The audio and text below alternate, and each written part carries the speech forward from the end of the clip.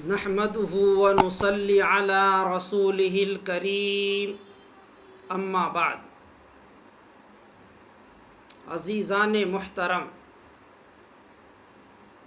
سرکار دو عالم صلی اللہ علیہ وسلم کا ارشاد ہے، قیامت کے دن آدمی کے اعمال میں سب سے پہلے نماز کا حساب ہوگا۔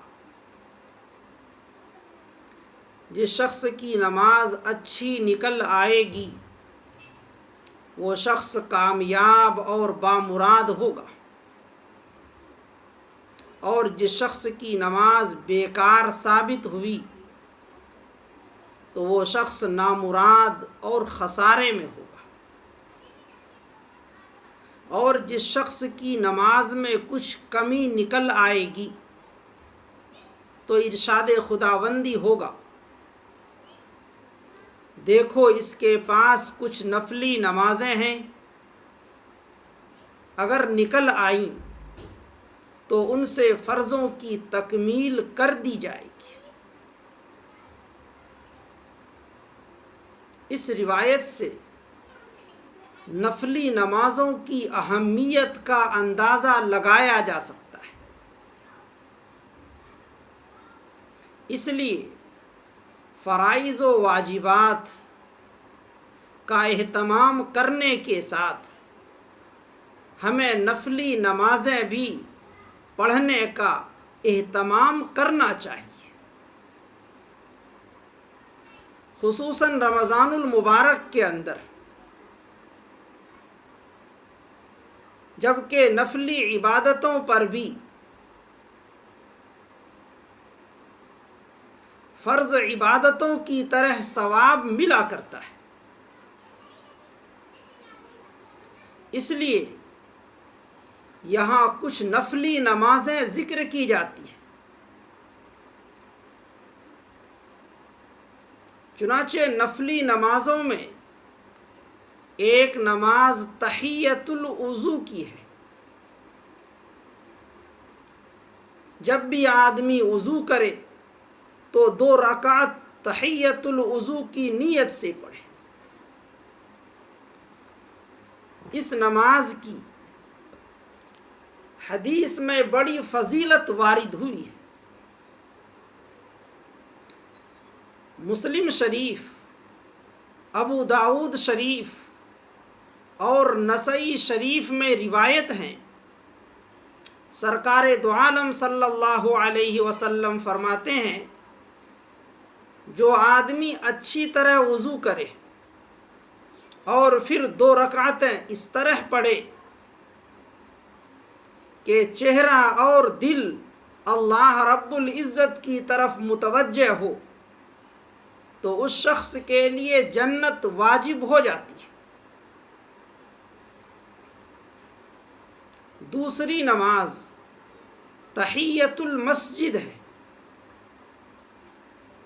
جب بھی بندہ مسجد میں داخل ہو تو بیٹھنے سے پہلے 2 رکعت نماز پڑھے۔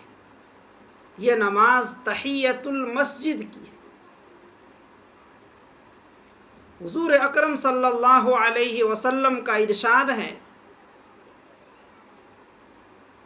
کہ تم میں سے جب بھی کوئی مسجد میں داخل ہو تو بیٹھنے سے پہلے اسے 2 رکعت تحیۃ المسجد کی نیت سے پڑھنی چاہیے۔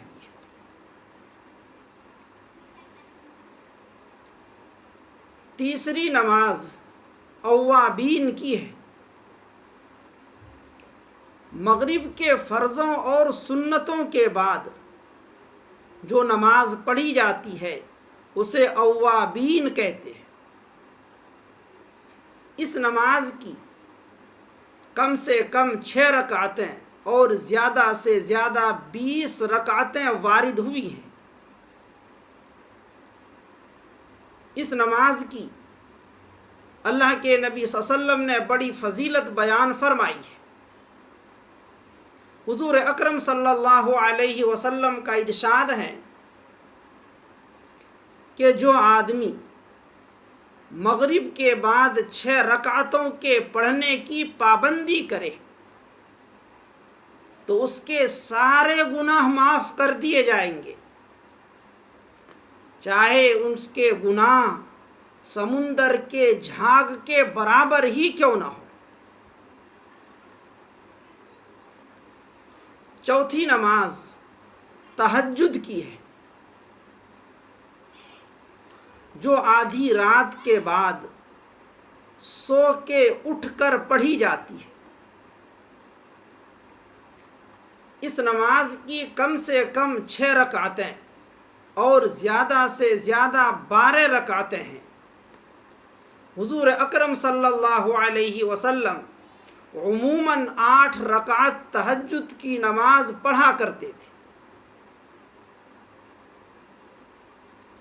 حضور اکرم صلی اللہ علیہ وسلم کا ارشاد ہے کہ اللہ رب العزت رات کے آخری حصے میں اپنے بندوں سے سب سے زیادہ قریب ہوا کرتے ہیں، لہذا اس وقت اللہ کی عبادت اور اللہ کا ذکر کر کے ان بندوں میں شامل ہو سکو تو ہو جاؤ جو بندے اس وقت اللہ رب العزت کے ذکر اور اس کی عبادت میں مشغول رہتے ہیں۔ ایک دوسری روایت میں اللہ کے نبی صلی اللہ علیہ وسلم فرماتے ہیں کہ فرض نمازوں کے بعد سب سے افضل نماز درمیانی رات میں پڑھی جانے والی ہے، اور وہ تہجد کی نماز ہے۔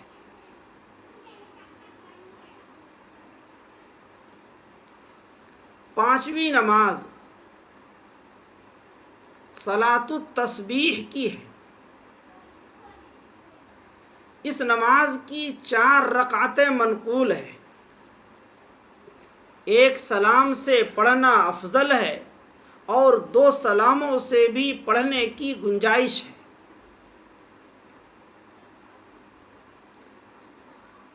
ابو داؤد شریف کی روایت میں صلاۃ التسبیح کی بڑی فضیلت وارد ہے۔ حضرت عبداللہ بن عباس رضی اللہ تعالی عنہما کی روایت ہے کہ اللہ کے نبی صلی اللہ علیہ وسلم نے فرمایا، اے میرے چچا محترم، کیا میں آپ کی خدمت میں ایک گراں قدر تحفہ اور ایک قیمتی عطیہ پیش کروں؟ کیا میں آپ کو ایک ایسا عمل بتلاؤں جس عمل سے آپ کو 10 عظیم الشان منفعتیں حاصل ہوں گی؟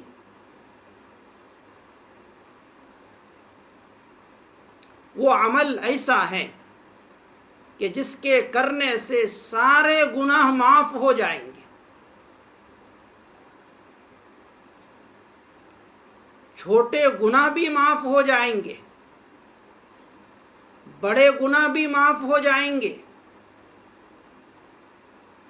نئے گناہ بھی معاف ہو جائیں گے، پرانے گناہ بھی معاف ہو جائیں گے، اگلے گناہ بھی معاف ہو جائیں گے، پچھلے گناہ بھی معاف ہو جائیں گے، بھولے سے کیے ہوئے گناہ بھی معاف ہو جائیں گے، قصدن کیے ہوئے گناہ بھی معاف ہو جائیں گے، چھپ کر کیے ہوئے گناہ بھی معاف ہو جائیں گے، اعلانیہ کیے ہوئے گناہ بھی معاف ہو جائیں گے۔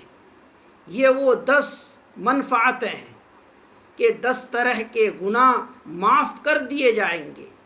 وہ عمل جس سے یہ 10 طرح کے گناہ معاف ہو جاتے ہیں وہ صلاۃ التسبیح ہے۔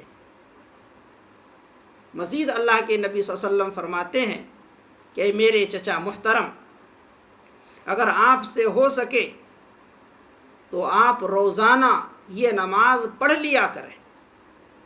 اور اگر روزانہ نہ ہو سکے تو ہفتے میں ایک دن پڑھ لیا کرے، جمعے کے دن پڑھ لیا کرے، اور اگر یہ بھی نہ ہو سکے تو کم سے کم سال میں ایک مرتبہ ضرور پڑھ لیا کرے۔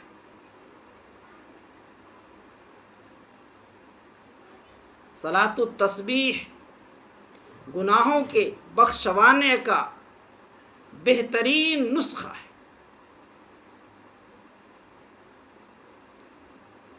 اس نماز کی 4 رکعتوں میں 300 تسبیحات پڑھی جاتی ہے۔ ہر رکعت میں 75 تسبیحات پڑھی جاتی ہے۔ وہ تسبیح سبحان اللہ والحمد للہ ولا الہ الا اللہ واللہ اکبر کی ہے۔ اس نماز کے پڑھنے کا طریقہ یہ ہے کہ آدمی 4 رکعت نفل نماز صلاۃ التسبیح کی نیت کرے۔ معمول کے مطابق تکبیر تحریمہ کے بعد اپنے دونوں ہاتھوں کو ناف کے نیچے باندھ لے اور ثنا پڑھے۔ اب 15 مرتبہ تسبیح پڑھے، جو تسبیح ابھی اوپر ذکر کی گئی۔ پھر سورہ فاتحہ اور سورت ملائے، پھر 10 مرتبہ یہ تسبیح پڑھے، پھر رکوع میں جائے، رکوع میں 10 مرتبہ یہ تسبیح پڑھے، پھر رکوع سے اٹھ کر قومے میں 10 مرتبہ یہ تسبیح پڑھے، پھر سجدے میں جائے، سجدے کی تسبیح کے بعد 10 مرتبہ یہ تسبیح پڑھے، پھر سجدے سے اٹھ کر دوسرے سجدے میں جانے سے پہلے 10 مرتبہ یہ تسبیح پڑھے، پھر دوسرے سجدے کی تسبیح کے بعد 10 مرتبہ یہ تسبیح پڑھے اور دوسری رکعت کے لیے کھڑا ہو جائے۔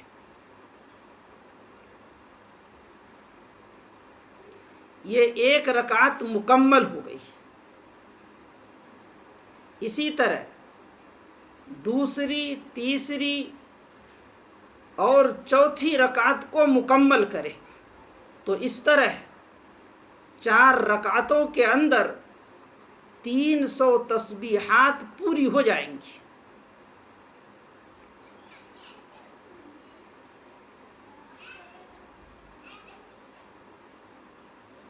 چھٹی نفلی نماز اشراق کی ہے۔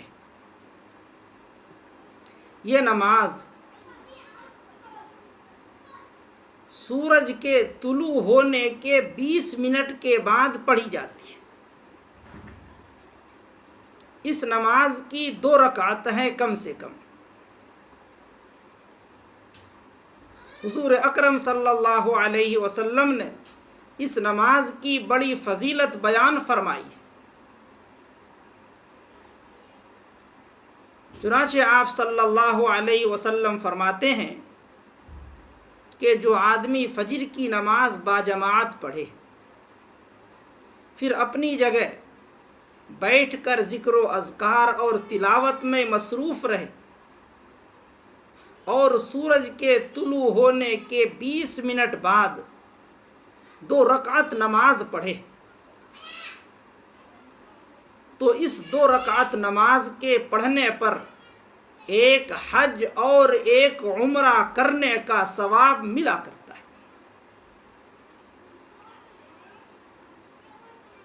ساتویں نماز چاشت کی ہے۔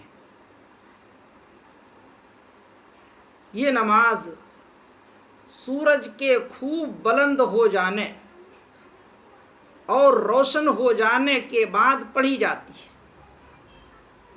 جس وقت سورج پر نگاہ جمانا ممکن نہ رہے